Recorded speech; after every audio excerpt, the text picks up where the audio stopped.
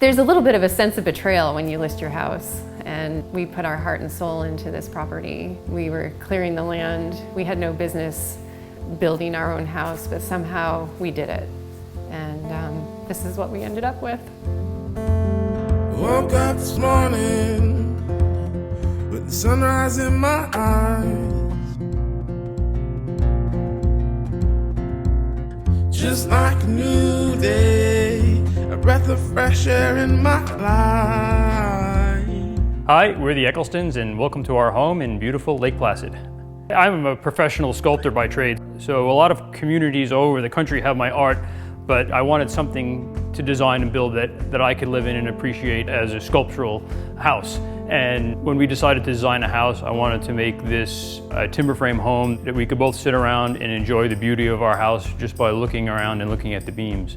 This is a traditional timber frame home, so everything is held together with mortise and tenon joints and fastened with oak pegs. We designed the house in a way to be minimalistic so that the focus is always on the timber frame. So everything revolves around the frame. Just like when I design a sculpture, I'm always thinking of how I can lead the viewer around the sculpture, because the sculpture is in 3 dimensions, so you don't want people just focusing on one point. So the same thing I thought of when designing this house. I want people to, start at the entryway and look at the curved beams on the ceiling of the hallway, all the way out through to the back to the 8-foot-high French doors, and then as they walk in, it opens up into this little vaulted space, which then allows you to see the 32-foot-high vaulted ceilings and the additional windows, which bring a lot of natural light into the home. And then as you turn around, then you can actually look up into the vaulted loft space on the 2nd floor, which allows you to see all the way through into the master bedroom. I intentionally left all the beams exposed. I didn't hide them behind any walls to create, extra closet space or unnecessary things that would get in the way of the timber. I did some research, and there's this really interesting fireplace builder in Sweden called Tuulikivi, and it's basically a masonry heater. You start one fire a day, and it keeps your house warm for 24 hours. An additional benefit to it, it also has a wood-fired oven. So, in the winter time, once a week, it's pizza night, and we also can roast vegetables and chickens and fish. It's just a great way of cooking without having to use the stove.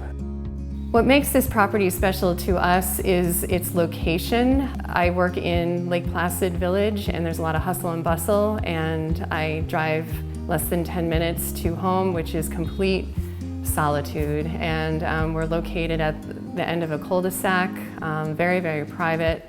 We have a beautiful mountain view, and it's 8.5 acres. My husband has designed trails, and the trail system is used literally daily. We certainly love our privacy, but we also love to entertain, and I've got to say that the house was designed for entertainment.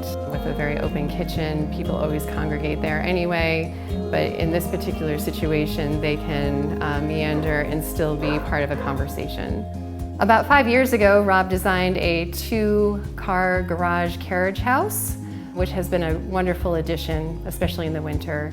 The timber frame carriage house is currently unfinished upstairs, but it could lend itself to be a granny cottage or a guest cottage. I'm gonna miss this property. I know that this is what we need to do. However, this property is very special to us. We don't relish the idea of selling our home. We love Lake Placid, we love our property, we love our home.